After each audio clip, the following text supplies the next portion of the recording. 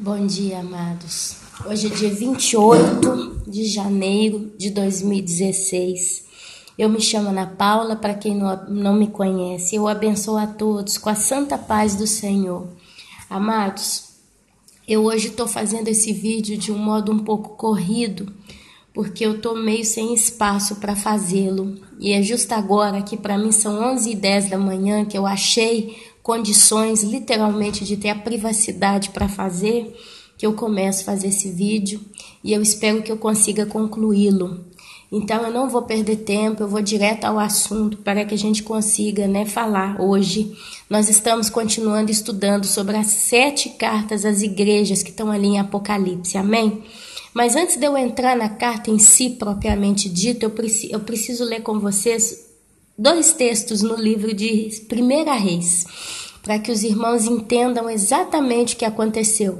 Se tem um barulhinho de chia, né? No fundo, é a minha panela de pressão. Eu peço perdão aos irmãos, mas a gente precisa continuar com a obra.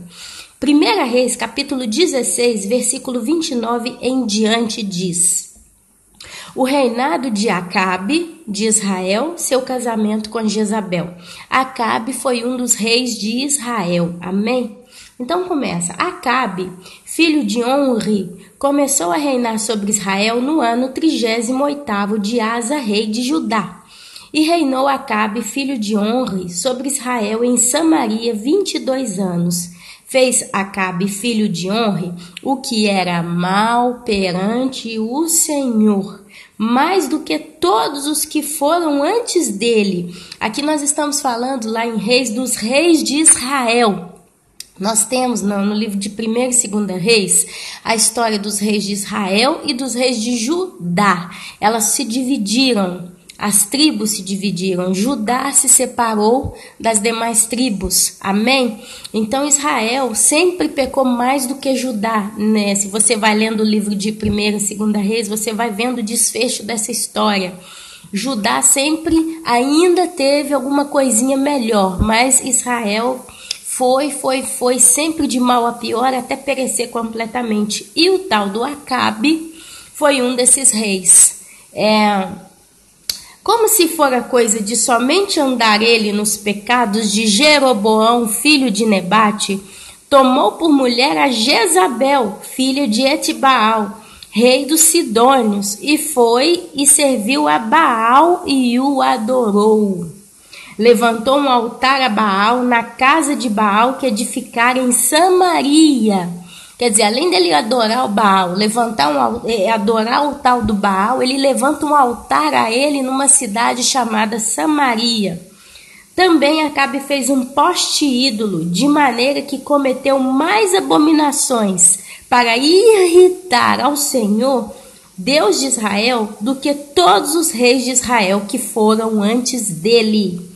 E seus dias, Iel, o Betelita, edificou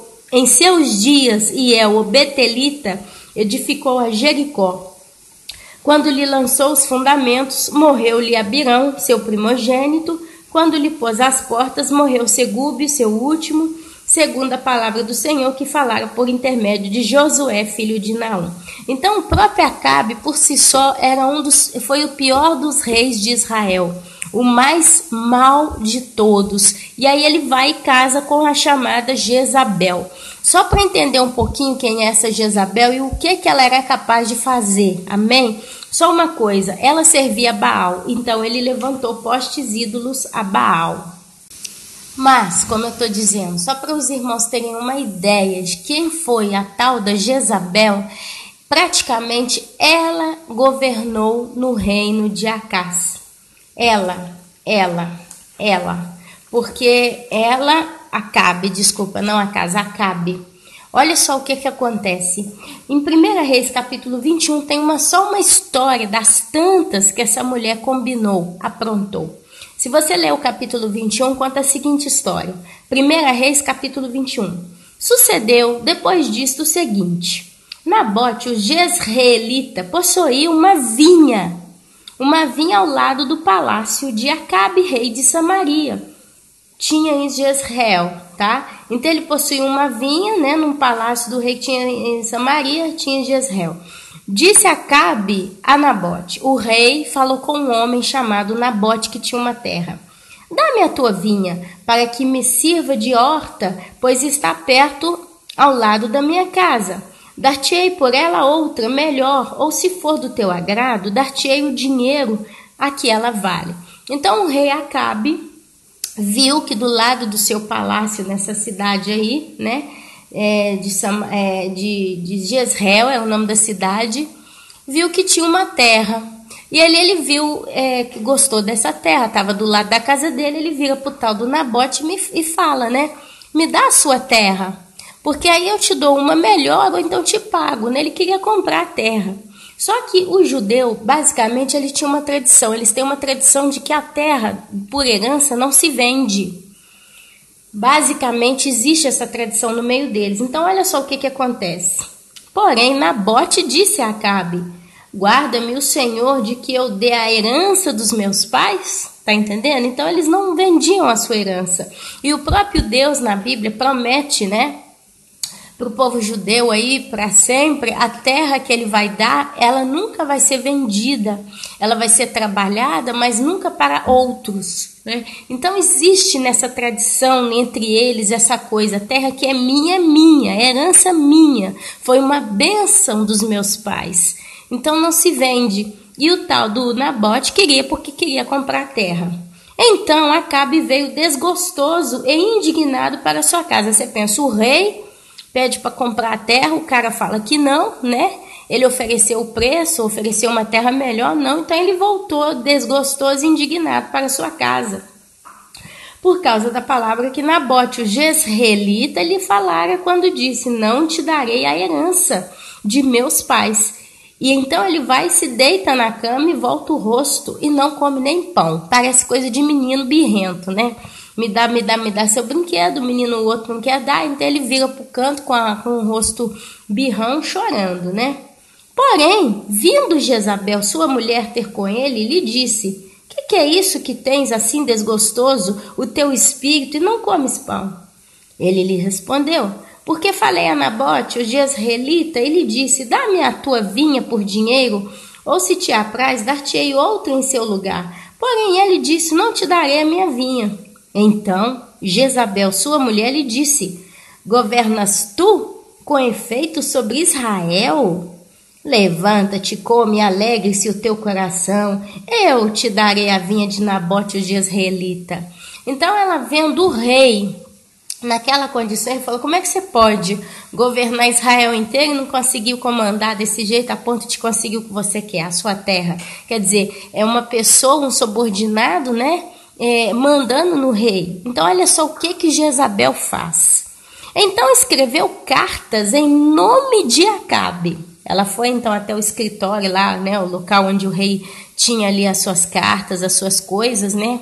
E ela vai e escreve cartas no nome de Acabe. Selou-as com o sinete dele, que seria como o anel, né? Ela era tão poderosa naquele reino. Olha que isso se você ler, por exemplo, a história da rainha Esther, só para ela chegar na presença do rei para pedir, né, a justiça ali para ser usada por Deus, ela pediu o povo de Israel para fazer 3 dias de jejum, tá? Os judeus, né, para fazerem 3 dias de jejum, porque senão ia matar todo mundo, né? Porque se a rainha chegasse na presença do rei e o rei não quisesse, não tivesse convidado, ela podia ser até morta. Tinha essas tradições naquela época. E Jezabel era assim tão mandona, tão dona da situação, que ela tinha até o anel do rei, se ela quisesse, na mão para selar as cartas. E o selo real era algo que não tinha como ninguém contradizer. Uma vez selado com o selo do rei, era como se fosse um carimbo de aprovação a qualquer coisa. O rei, ele era o rei, ele fazia o que ele queria. Então a tal da Jezabel escreveu cartas e ela foi então e selou, né, com o sinete do rei. Escreveu cartas dizendo: apregoai um jejum e trazei Nabote, aquele que não quis vender a terra, para a frente do povo. Fazei sentar defronte dele 2 homens malignos, que testemunhe contra ele, dizendo: blasfemaste contra Deus e contra o rei. Depois levai-o para fora e apredejai-o para que morra.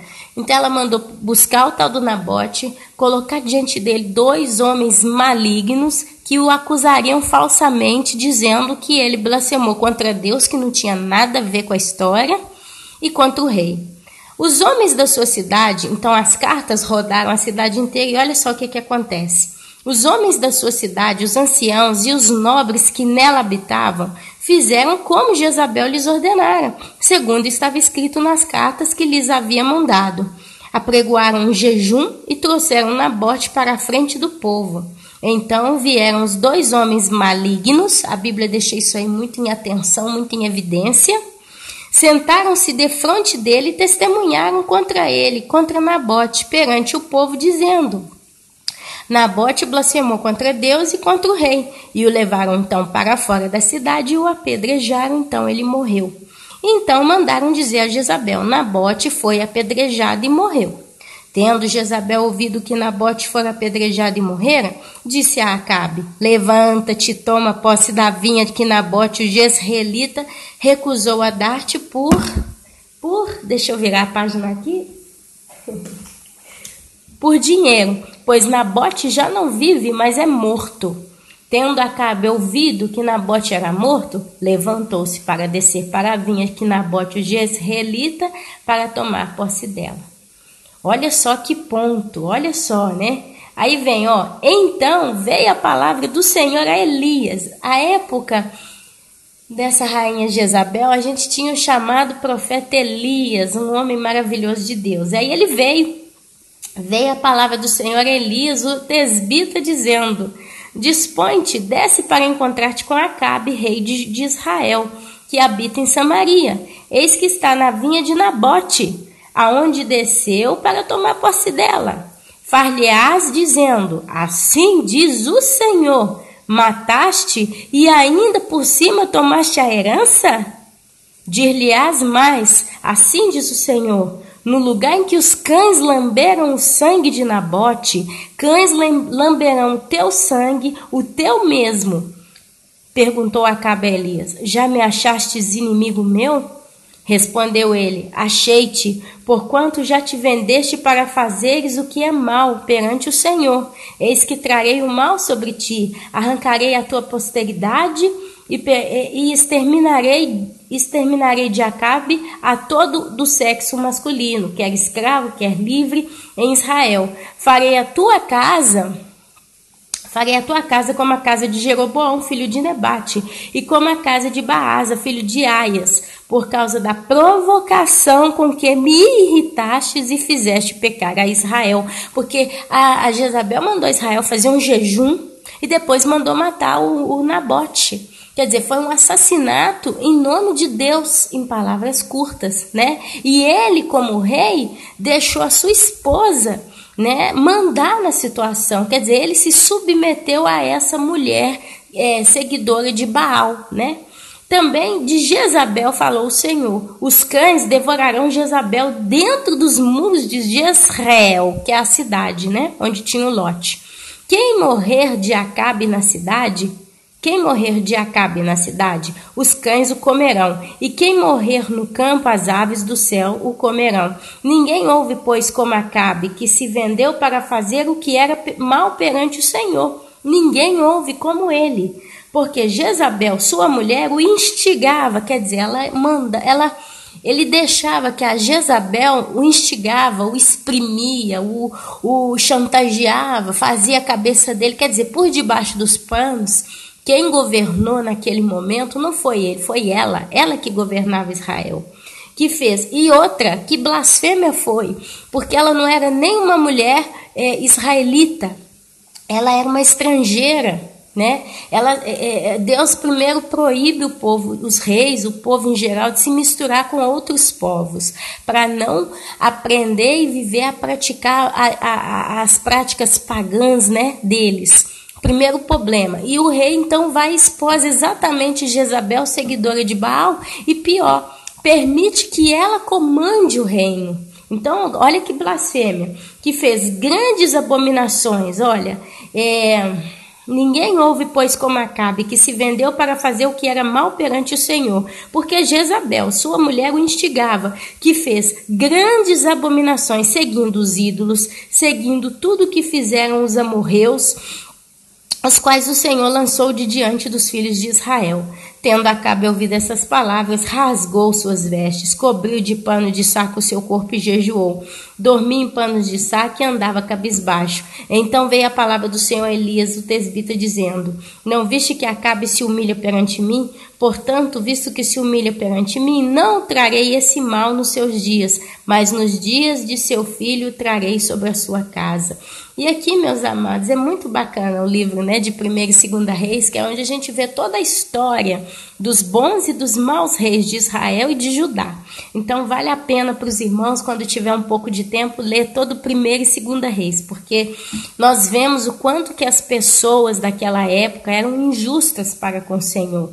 Então, só para os irmãos terem uma ideia de quem era Jezabel, o que essa mulher fez. Por que eu li isso? Porque agora eu volto lá no livro de Apocalipse para a gente encerrar, onde eu quero ler sobre a carta à igreja em Tiatira. Seria a 4ª igreja das quais nós estamos estudando. Amém? Ao anjo da Apocalipse, capítulo 2, versículo 18.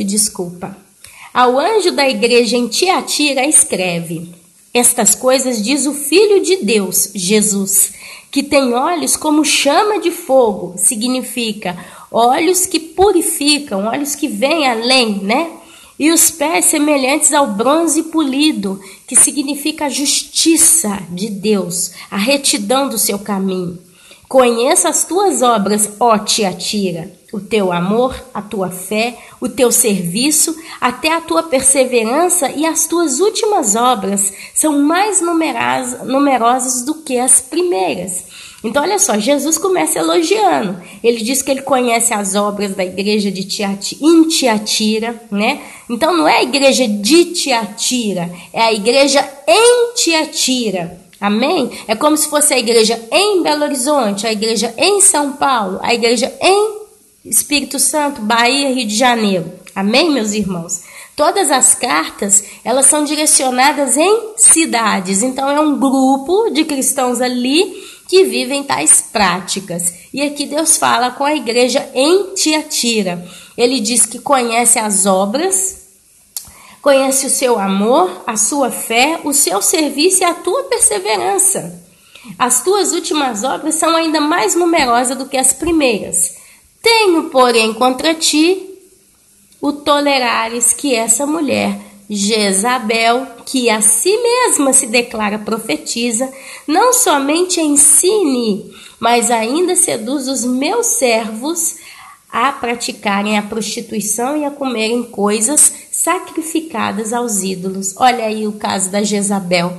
E aqui você vê que quando ele escreve a carta em Tiatira, o anjo fala, né, no início do capítulo lá 1 em Apocalipse: escreve as coisas que vistes, as que são e as que hão de vir.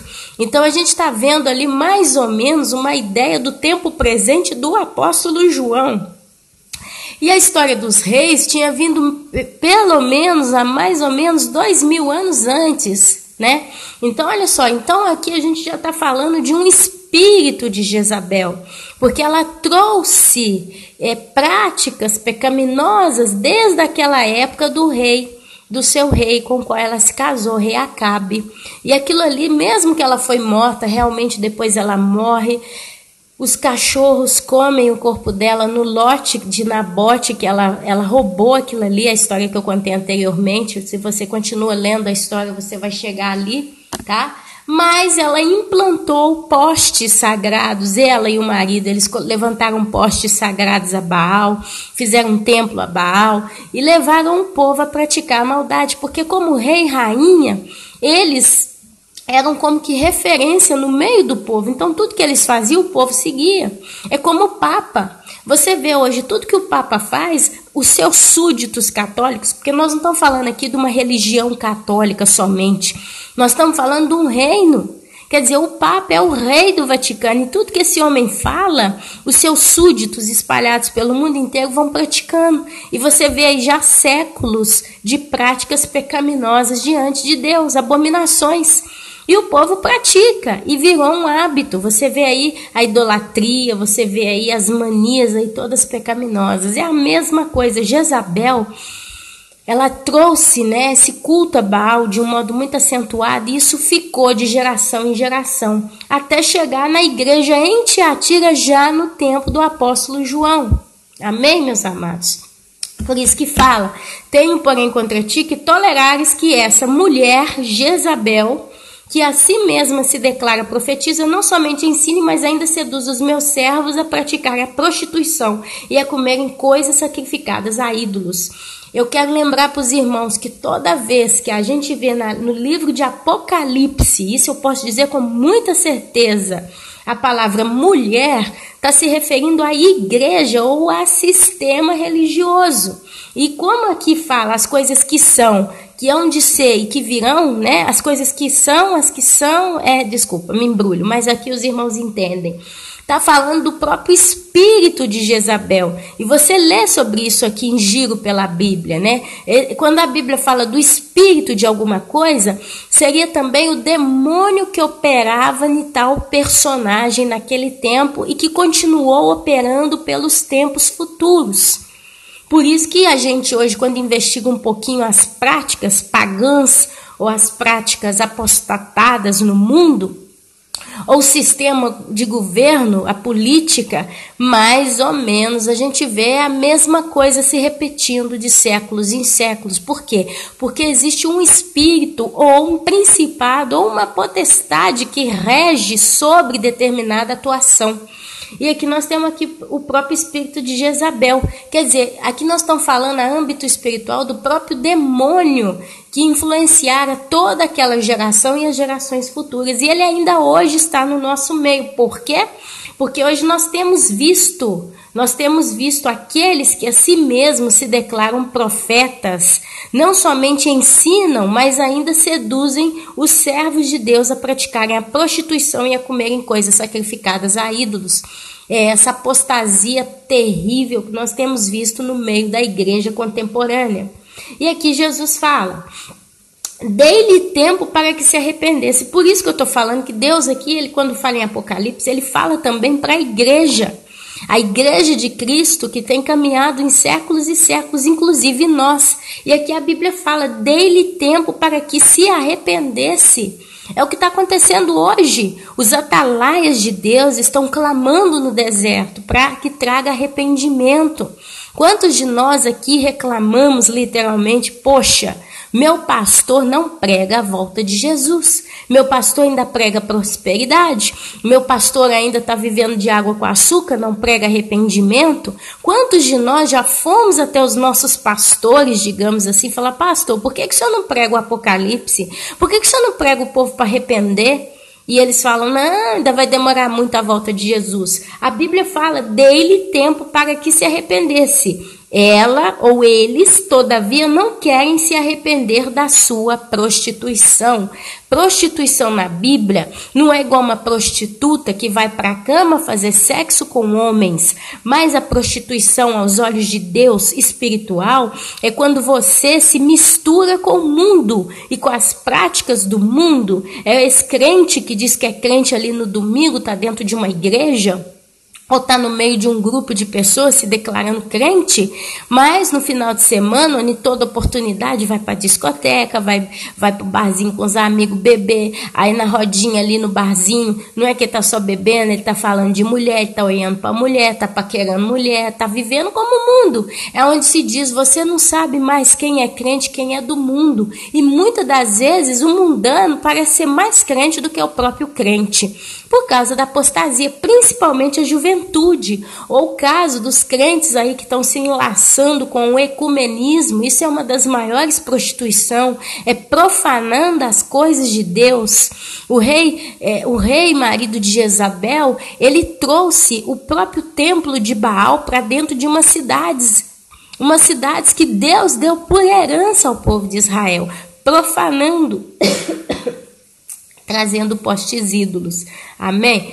Então a Bíblia fala, Jesus fala, eis que a prostro de cama, vem a palavra doença, né? Alguém prostrado de cama é alguém enfermo, é alguém doente. Então ele fala, eis que a prostro de cama, bem como em grande tribulação, os que com ela adulteram. Então tá falando que essa igreja que se prostitui com essa tal de Jezabel, esse espírito, né, de Jezabel, vai ser colocado de cama. E aqueles que se prostituem com ela passarão grande tribulação, caso não se arrependam das obras que ela incita. Incitar é estimular, é ditar, promove. Matarei os seus filhos. Esses filhos hoje são aqueles que conseguem ainda acompanhar. É a herança da igreja adúltera. E a Bíblia fala, matarei os seus filhos e todas as igrejas conhecerão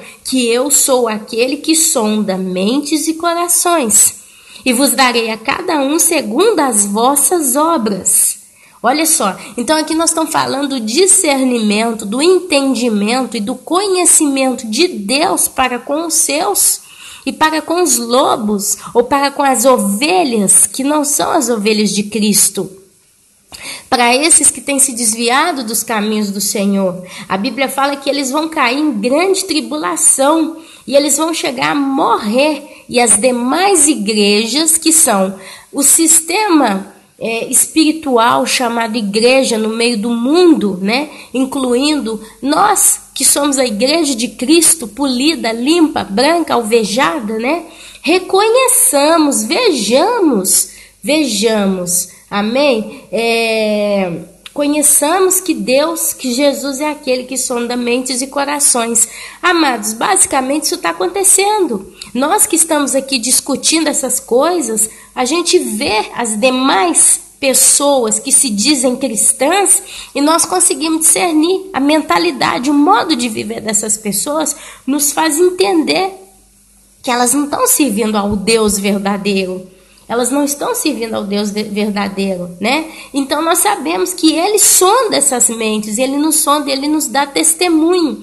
E isso tudo que a gente está vendo aí de depravação também tem servido de testemunho para nós. Amém?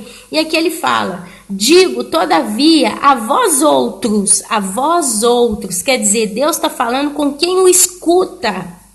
O Senhor aqui, então, ele está falando de uma igreja em Tiatira e no meio dela tinha aqueles que seguiam Jezabel e se deturpavam, pecavam, adulteravam e se prostituíam. Amém? Mas aqui dentro ele está falando de alguém que escutava. Eis que estou à porta e bato. Aquele que abrir, eu entrarei e cearei com ele e ele comigo. Você não vê Jesus dentro de uma igreja em si, mas você vê Jesus batendo a porta. O que é a porta? É o nosso coração. Digo todavia a vós outros, demais de Tiatira, a tantos quantos não têm essa doutrina e que não conheceram, como eles dizem, as coisas profundas de Satanás. Outra carga não jogarei sobre vós, tão somente conservai o que tendes, até que eu venha. Ao vencedor que guardar até o fim as minhas obras, eu lhe darei autoridade sobre as nações. E olha só como é que essa frase, esse último detalhe aqui tem tanto fundamento para nós. Porque se você vê hoje, as nações estão sendo regidas no maligno.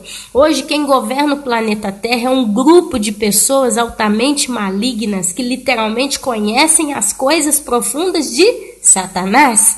Mas aqui o próprio Jesus fala, ao vencedor, aqueles que ouvirem a mim, eu os darei autoridade sobre as nações. E com cetro de ferro as regerá e as reduzirá a pedaços, como se fossem objetos de barro.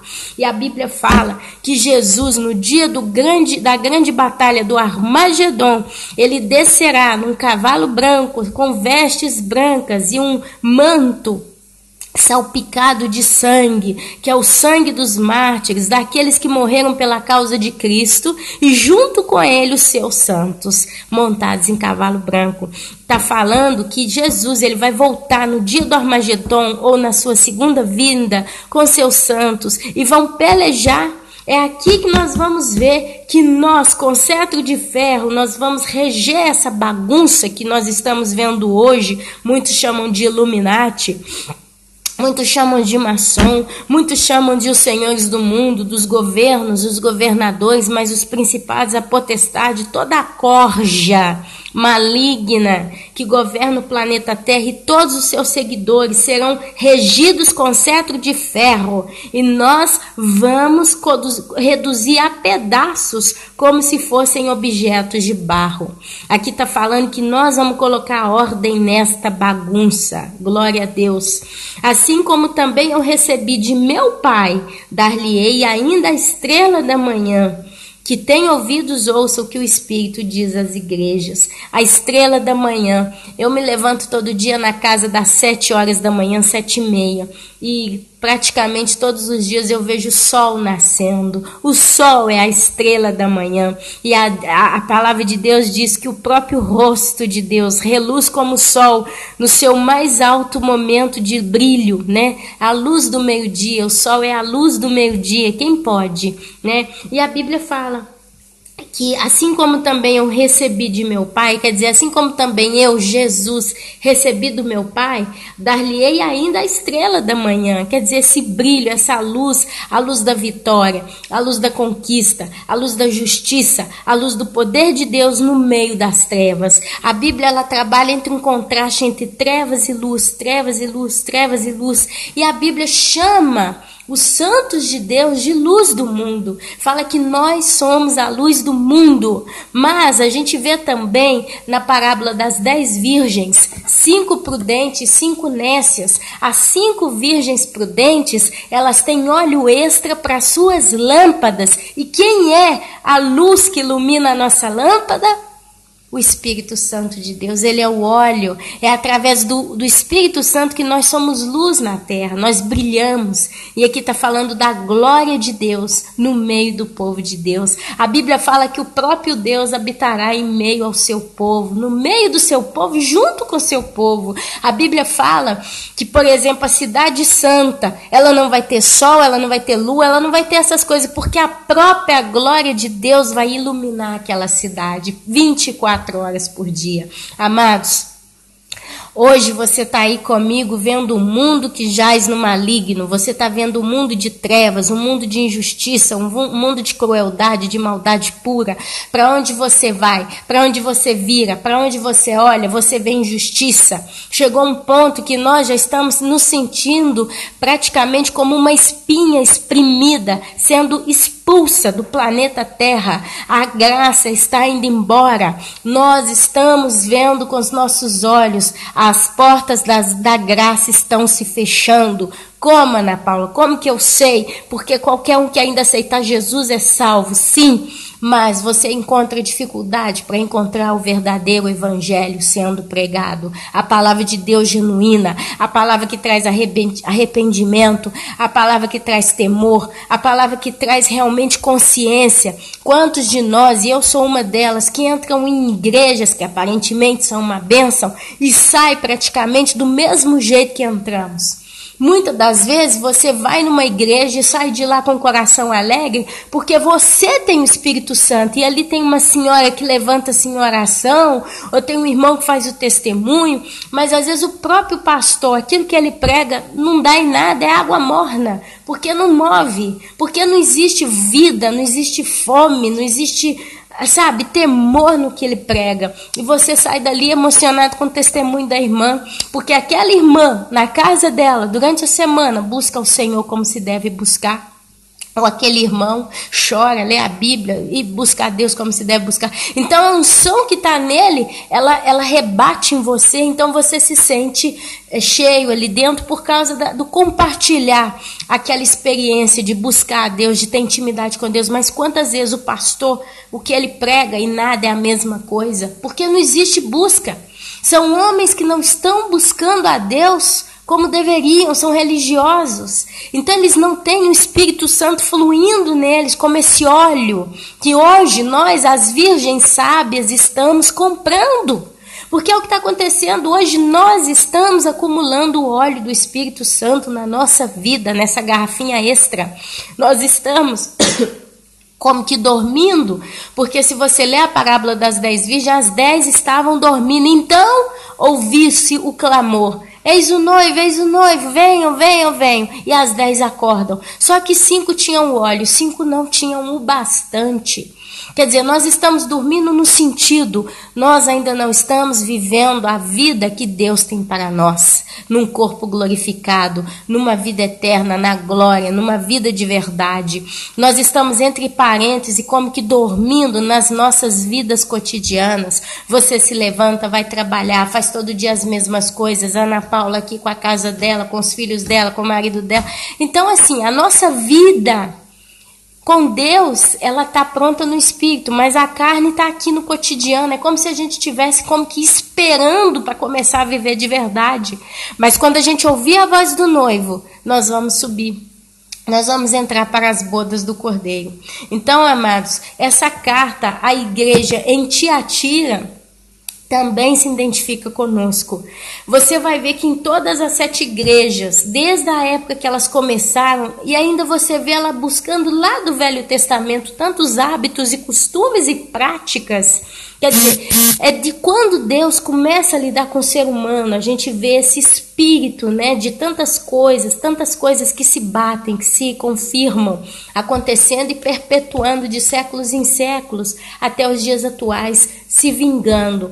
Então você se identifica em muitas dessas cartas. A gente vê hoje um pouco dessas igrejas, as 7 igrejas de Deus aqui, né, as 7 igrejas se identificando pelo mundo afora. Por isso que o livro de Apocalipse é um livro vivo, é profético e ele está muito dentro dos nossos dias. Foi escrito há não sei quantos séculos ou 1000 anos atrás, mas tudo que está escrito aqui vale para nós nos dias de hoje. Amados, eu preciso encerrar, ainda enquanto eu estou em condições de encerrar com uma qualidade naquilo que a gente está falando e não me embrulhe.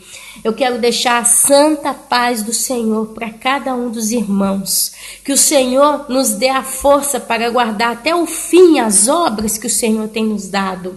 Para que nós não percamos aquilo que temos. O próprio Deus falou que Ele não vai nos acrescentar mais. A você que se sente dentro de igrejas como essa em Tiatira, Deus está falando para você conservar aquilo que você tem, para você preservar aquilo que Deus te deu. E o próprio Deus está dizendo que não vai acrescentar mais carga sobre você.